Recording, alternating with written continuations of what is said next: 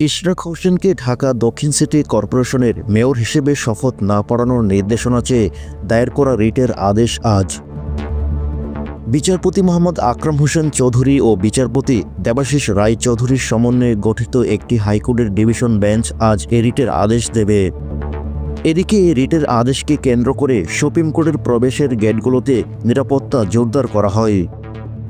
মাজার gate, Bangladesh bar council গেটে সেনাবাহিনী পুলিশ মোতায়েন করা হয়।